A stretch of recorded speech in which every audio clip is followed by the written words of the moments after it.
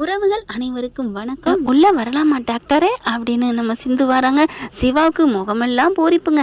உண்மையிலே சிவா சிரிச்சா ஒரு அழகு தாங்க. அப்படி ஒரு மாதிரியை பார்த்து வா சிந்து நீ வராம அப்படின்னு கூப்பிடுறாங்க.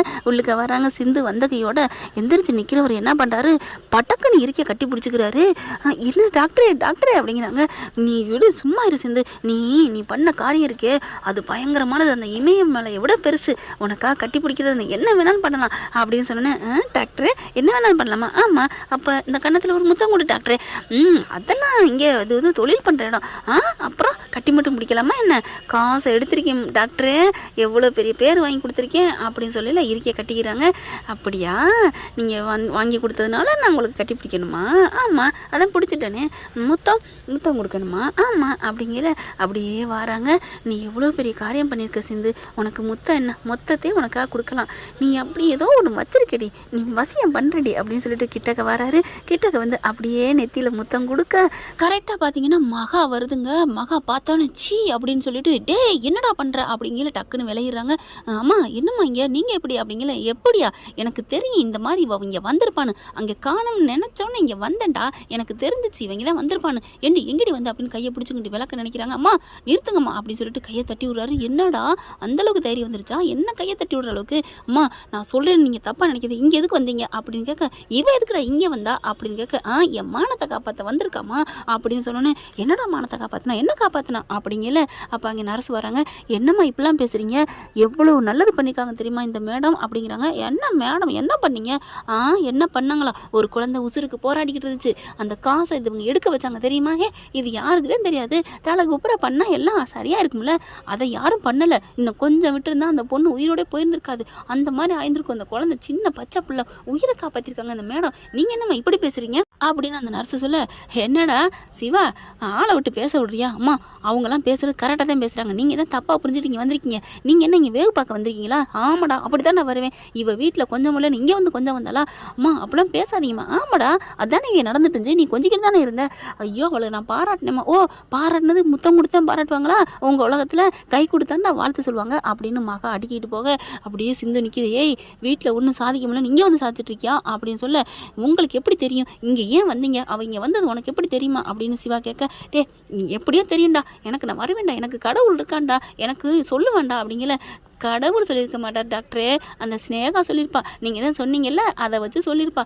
ஓ அப்படியா, ஆமாம் சிந்து, இனிமேல் நான் இதை சும்மா விட மாட்டேன் அப்படின்ட்டு. அம்மா அந்த ஸ்னேகா முக்கியம், இந்த புள்ள முக்கியம் இல்லை அப்படி தானே? டே அவளாவது எனக்காக பேசுகிறாடா, நீ எனக்காக பேசவே இல்லையாடா?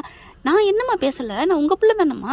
என்னடா எங்கள் பிள்ளை இருந்தால் இவன் கழுத்தில் தாலியை கட்டினேன், நானா கட்டினேன், பெரியம்மா கட்ட சொன்னாங்க கட்டினேன். சரி இப்போ அதே பெரியம்மா வேணான்னு சொல்லுதில்ல, அது எப்படிம்மா உடனே கொண்டு மனசை மாற்ற முடியுமா? அட பாவி என்னடா இப்படிலாம் சொல்கிற? ஆமாம் சிந்து நல்லவ, சிந்து மாதிரி ஒரு பொண்ணு கிடைக்கி நீங்கள் தான் கொடுத்து வச்சுருக்கணும். அவளை மாதிரி இனிமேல் நான் அவளை விட எந்த பொண்ணு எனக்கு வாழ்க்கையில் செட்டே ஆகாது, எனக்கு கரெக்டான பொறுத்தோன்னா சிந்து தான், அது அந்த கடவுளுக்கே தெரிஞ்சிருக்கு. அதனால அந்த சாதுக்களே வந்து பொய் சொல்லிட்டு போயிருக்காங்க. நான் அன்னைக்கே நினச்சேன், ஒரு சாமியாக இருக்கிறவங்க ஆமான்னு சொல்கிறாங்களே நான் தாலி கட்டினேன்னு, அப்போ இதில் ஏதோ ஒன்று இருக்குன்னு அப்போ எனக்கு புரிஞ்சிச்சு. அதனால தான் நானும் அமைதியாகவே போயிட்டுருக்கேன். ஆனால் நீங்கள் ரொம்ப சிந்து சோதிக்கிறீங்கம்மா. ஒரு நாள் இல்லை ஒரு நாள் நான் பீறிட்டு வந்து நான் வாயை திறந்து கத்த போகிறேன். கத்து பெரியம்மாவை கத்துடா, நீ பெரியம்மா யூத்து கத்துற ஆளாக இருந்தால் கத்திங்க. அதனால தான் நீங்கள் இந்த ஆட்டம் போடுறீங்க. ஆமாடா அந்த தைரியத்தில் தான்டா நான் ஆட்டம் போடுறேன், பார்த்துக்கடா முடிஞ்சா பார்த்துக்கடா. ஏய் வாடி நீ எதுக்கு நீங்கள் வந்து அப்படின்னு சொல்லி கையை பிடிச்சி இழுக்க, அம்மா அவ்வளோதான் விட்டுட்டு போங்க, என் சிந்து விடுறீங்களா இல்லையா அப்படின்னு சொல்லல. டாக்டரே விடு டாக்டரே, நீ சும்மா இரு சிந்து, மரியாதை நீங்கள் வெளில போங்க. ஏண்டா இவன் இங்கே இருக்கணும் நான் போகணுமா? ஆமாம் வெளில போங்க அப்படின்னு கையை நீட்ட. சே இப்படி ஒரு பிள்ளைய நான் பெற்றதுக்கு என்ன பண்ணலாம், என்ன பண்ணிங்க எனக்காண்டி? ஏதாவது ஒரு துரும்பு கிள்ளி போட்டிருப்பீங்களா? பெற்றதோடு அவ்வளோதான், மற்றது எல்லாம் எங்கள் பெரியம்மா வளர்த்தாங்க, ஆளாக்குறாங்க, எல்லாம் பண்ணாங்க. அதுக்கப்புறம் கல்யாணம் பண்ணிட்டு வந்து என் பொண்டாட்டி என் உசுரை காப்பாற்றினா, எல்லா இடத்துலையும் என் மானத்தை காப்பாற்றிட்டு இருக்கா. அப்படிப்பட்ட பொண்ணை நான் விட்டுட்டுலாம் நம்ம விலக முடியாதுமா. இது என்ன ஆனாலும் சரி எங்கே வேணால் நான் ஆணித்தரமாக சொல்லுவேன். ஓ அப்போ இது உங்கள் பெரியம்மாட்ட சொல்ல வேண்டியதானே? நான் சொல்லிடுவேன், அதான் இங்கே நிற்கிறாளே அதெல்லாம் சொல்லி நீங்கள் கெட்ட பேர் எடுத்துக்காதீங்க, அவங்க மனசை நானே மாற்றுவேன், அது வரைக்கும் பொறுத்துருன்னு என் பொண்டாட்டி சிந்து சொல்லிட்டா. அதனால நான் என் பொண்டாட்டி பேச்சை கேட்குறேன். ஓ பொண்டாட்டி தாசன் ஆகிட்டீங்களோ, இருந்துட்டு போட்டும், பொண்டாட்டி தாசன்னா அதில் என்ன மட்டமா? பொண்டாட்டி ஏன் பொண்டாட்டி தானே, என் வீட்டுக்கு எனக்கு பொண்டாட்டி இருக்கிற அடிமையாக போகிறதுல தப்பு இல்லையே. இதை நினைக்காதனால தான் நிறைய நாட்டில் சண்டை நடந்துட்டுருக்கு. மரியாதை போங்கம்மா போங்க அப்படின்னு சொல்ல, பார்த்துக்கலாண்டி என் பிள்ளையவே எனக்கு எதிராக திருப்பி விட்டுட்டியா? அம்மா அவள் ஒன்றும் திருப்பலை, நான் என்ன கம்பா உங்கள் பக்கம் திரும்பி நிற்கிறதுக்கு? போங்க அப்படின்னு சொல்கிறாங்க. வச்சுக்கிறேன்டி அப்படின்ட்டு போகிறாங்க. அதுக்கப்புறம் சினேகா கால் பண்ணுது. என்ன ஆண்டியாச்சு என்ன? நீ சொன்ன மாதிரி தாம்மா ரெண்டும் கொஞ்சம் கொலாவிக்கிட்டு இருக்குதுங்கம்மா, கோடி கொலாவிட்டு இருக்குதுங்க ஆண்டி. எனக்கு செம்ம கோவம் வருது ஆண்டி அப்படிங்கிறாங்க. நீ வந்திருக்க வேண்டியதானே, நீ ஏம்மா வரமாட்டேன்ட்ட? நான் எப்படி வர முடியும், அங்கே தான் உன்னை பார்க்கணும்னு சொன்னாங்கல்ல, அப்புறம் ஏம்மா வேணான்ட்ட? ஆமாம் இல்லை அப்படியே சிவா வந்திருப்பார்ல. ஆமாம் போ சினேகா, இப்போ பாரு அவள் சைக்கிள் கேப்பில் காசை எடுத்துகிட்டு இங்கே சிந்து பாடிக்கிட்டு இருக்கா. பேருக்கு ஏற்ற மாதிரி என்னென்னு நடந்துட்டு இருக்கு தெரியுமா? அவன் என் கண்ணு முன்னாலே முத்தம் கொடுக்க போகிறேன், கர்மம் கன்றாவி கன்றாவி அப்படிங்கிறாங்க. அப்படின்னு ஃபோனை போட்டு உடைக்குது சினேகா. இங்கே மகாவுக்கு அப்படின்னு சொல்லிட்டு கட்டு போட்டு வராங்க. ஆஸ்பத்திரி போயிட்டு அந்தளவுக்கு சொய்யுங்குது. அவள் போட்டு உடச்ச உடப்பு. வீட்டில் பார்த்தா அம்மா அம்மான்ட்டு கிடக்குது. என்னாச்சுமா அப்படின்னு பொண்ணு வந்து தம்பியும் வந்து கேட்குறாரு. ஏன்டா போன காரியம் எப்படி ஆயிடுச்சுடா? என்ன அந்த சினேகா பேச்சை கேட்ட இங்கே போனேன்னா என் காது போச்சுடா என் காது போச்சுடா அப்படிங்கிறாங்க. இதுதான் உனக்கு தேவையா இது? இப்போ பார்த்தீங்கன்னா இங்கே மகா போன கையோட சிந்து வந்து அப்படியே நிற்கிறாங்களா. படார்னு அப்படியே கையை பிடிக்கிறாரு, இழுத்து அணைஞ்சு ஒரு முத்தத்தை கொடுத்துட்றாரு. போதுமா? கொடுத்தது ஓகேவா அப்படின்னு சொல்ல. தேங்க்யூ டாக்டரே அப்படின்னு சொல்லிட்டு இருக்கல. இருந்தாலும் நீங்கள் அத்தை இப்படி பேசிருக்க கூடாது டாக்டர். பின்ன அப்படி பேசலன்னா அவங்க ரொம்ப பண்ணுறாங்க சிந்து, உனக்கு தெரியாது. எல்லாமே எங்கள் அம்மா தான். உன் விறகுல தண்ணி ஊற்றுனது எல்லாம் எங்கள் அம்மா பண்ணுற ஐடியா. எனக்கு தெரியும் டாக்டரே, பண்ணிட்டு போகிறாங்க. என்னால் அத்தை சந்தோஷமாக இருக்காங்க அப்படின்னா நான் சந்தோஷத்தை கொடுத்துக்கிட்டே இருப்பேன் டாக்டரே. அதை விட எனக்கு என்ன, எனக்கு எப்பேற்பட்ட ஒரு நல்ல ஒரு சாமியை பெற்று கொடுத்துருக்காங்க. இந்த சாமிக்காண்டி நான் எதை வேணாலும் தாங்குவேன் டாக்டரே. அட்ராசக்கா அப்படி போடு. அந்தளவுக்குலாம் என் சிந்து பேச கற்றுக்கிட்டாலா என்ன டாக்டரே? இது கூட தெரியாதா? இதெல்லாம் தன்னால் உள்ளே இருந்து வருது டாக்டரே. நீ எவ்வளோ பாசமாக இருக்கிற, எவ்வளோ நல்லவன். இது யார்கிட்டருந்து வந்துச்சு? அம்மா அவங்க அத்தை வயிற்றுலேருந்து தானே, உங்கள் அம்மா வயிற்றுலேருந்து நீங்கள் பிறந்தது தானே. அதனால் அத்தை என்ன பண்ணாலும் நான் கோவிக்க மாட்டேன் டாக்டரே அப்படிங்கிறாங்க. அப்படியே மறுபடியும் கட்டிக்கிறாங்க. சரி நம்ம வீட்டுக்கு போய் நான் இதெல்லாம் பெருமையாக சொல்லணும் அப்படிங்கிறாங்களா.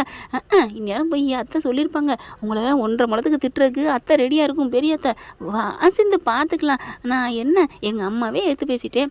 அதே டாக்டரே உங்கள் அம்மாவை ஏற்று பேசுவீங்க, பெரியம்மாவை ஏற்று பேசுவீங்களா? அது கொஞ்சம் சிரமம் தான், பார்க்கலாம் வா. அதுக்காண்டி ஒன்றை நான் என்றைக்கு விட்டுற மாட்டேன் சிந்து அப்படின்னு சொல்லிட்டு வராங்க. வீட்டுக்கு வந்து பார்த்தா காதில் கட்டு போட்டு சோஃபாவில் கிடக்கு, விசிறி விட்டுக்கிட்டு ஃபேனை வச்சுக்கிட்டு அன்னபூர்ணிட்ட ரெடியாக நிற்கிது. எல்லாத்தையும் போட்டு வச்சுட்டு உள்ளுக்க வராங்க. நில்றா அப்படின்னு கத்த. தான் ஆரம்பிச்சிச்சுல சிந்து, சொன்னேன்ல அப்படின்னு தாடையில் சொல்ல. ப்ளீஸ் டாக்டர் நீ எதுவும் பேசாத டாக்டர் அப்படிங்கிறாங்க. அன்னபூர்ணி என்ன பண்ணுது, என்னடா நடந்துச்சீங்க? ஏதோ ஒரு குழந்தை காசை முழுங்கிருச்சாமே. உடனே மகா பார்க்குது. அடிப்பாவி, நான் என்ன போட்டு கொடுத்து வச்சா இவன் என்ன கேட்குறா, எதையோ கேட்குறா. இந்த வேலையை சொல்லாமல் இருந்துக்கலாமோ அப்படின்னு நினச்சிட்டு இருக்கல. ஆமாம் பெரியம்மா, நல்ல வேலை சிந்து மட்டும் வரலன்னா அந்த குழந்தை இந்த உலகத்தை விட்டு போயிருக்கும். ஒரு உயிரை காப்பாற்றினா சிந்து அப்படிங்கல. கிட்டக்க வராங்க அன்னபூர்ணி. சிந்து நீ ஒரு குழந்தை உயிரை காப்பாற்றிருக்கியா அப்படிங்கல. ஆமாத்த, இது எவ்வளோ பெரிய நல்ல விஷயம் தெரியுமா? அந்த புள்ள உயிரோட லாஸ்ட் இருக்கிற வரைக்கும் உன் பேரை சொல்லிக்கிட்டே இருக்கும். ஒரு குழந்தையோட உயிரை ஒரு இதையே நீ உன்னதமான வேலை பண்ணிட்டு வந்திருக்க. அதனால யார் நல்லது பண்ணாலும் சரி நான் அதை பாராட்டுவேன். ரொம்ப வாழ்த்துக்கள் சிந்து அப்படிங்கிறாங்க. அப்படியே பார்க்குறாங்க. அத்தை அப்படின்ட்டு, நீ நல்லது பண்ணியிருக்க அதனால நான் வாழ்த்துறேன் அவ்வளோதான் அப்படின்னு சொல்லிட்டு கிளம்ப போயில. மகா இருந்துட்டு அக்கா அப்படின்னு சொல்ல. என்ன அப்படிங்கல. என்னக்கா நான் சொன்னேன் திட்டாமல் இருக்க. இதெல்லாம் போய் கேட்டுக்கிட்டு இருப்பாளா? நீ விடு, ஏதோ நன்றி பெருக்கில் அவன் சொல்லியிருப்பான். நான் கேட்க வேண்டியது ஒரு உயிரை காப்பாற்றிருக்கா, அதுக்கு நான் வாழ்த்து சொல்லிட்டேன் அவ்வளோதான் அப்படின்ட்டு போக. பல்ப்பு வாங்கினீங்களா அப்படிங்கிற மாதிரி சிந்துவும் சிவாவும் பார்க்குறாங்க. அதுக்கப்புறம் அவங்களால ஒன்றுமே பண்ண முடியல.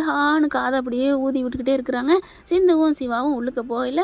ஐயோ நான் வழக்கத்துக்கு மாறா உங்ககிட்டே நான் நேராக உங்கள் ரூமுக்கே வந்துட்டேனே, நான் தனியாக என் ரூமுக்கு போகிறேன் டாக்டரு அப்படின்னு சொல்லிட்டு டாட்டா அப்படின்னு போகுதுங்க. ஐயோ நம்ம கூட வந்தால் எவ்வளோ நல்லாயிருக்கும். என் பொண்டாட்டியை பிரித்து வச்சு பார்க்குறாளுகளே. என்ன ஆனாலும் பரவாயில்ல, நம்ம இன்னைக்கு நைட்டு சிந்துக்கிட்ட போய் படுத்துற வேண்டியதான் அப்படின்னு முடிவை கட்டிட்டு போகிறாரு நம்ம டாக்டர் சிவா. என்ன ஃப்ரெண்ட், இப்படிலாம் போனால் நல்லா தானே இருக்கும். பார்க்கலாம் என்ன நடக்க போகுதுன்னு. இந்த பற்றி உங்களுக்கு பிடிச்சிருந்துச்சுன்னா அவங்க பண்ண கையில் ஒரு லைக் போட்டு சப்ஸ்கிரைப் பண்ணிருங்க. Thank you friends. இந்த வீடியோ உங்களுக்கு பிடிச்சிருந்தா தயவு செய்து லைக் பண்ணுங்க. இன்னும் அப்டேட்ஸ்க்காக சேனலை சப்ஸ்கிரைப் பண்ண மறக்காதீங்க. நம்ம கிட்ட இருக்க எல்லா சேனல்ஸோட லேட்டஸ்ட் வீடியோ அப்டேட்ஸ்க்காக மேல ரைட் சைடுல காட்டுற லிங்கை கிளிக் பண்ணி வாட்ஸ்அப் குரூப்ல ஜாயின் பண்ணுங்க. உங்களிடம் விடைபெறுவது நான் உங்கள் மெஹர்.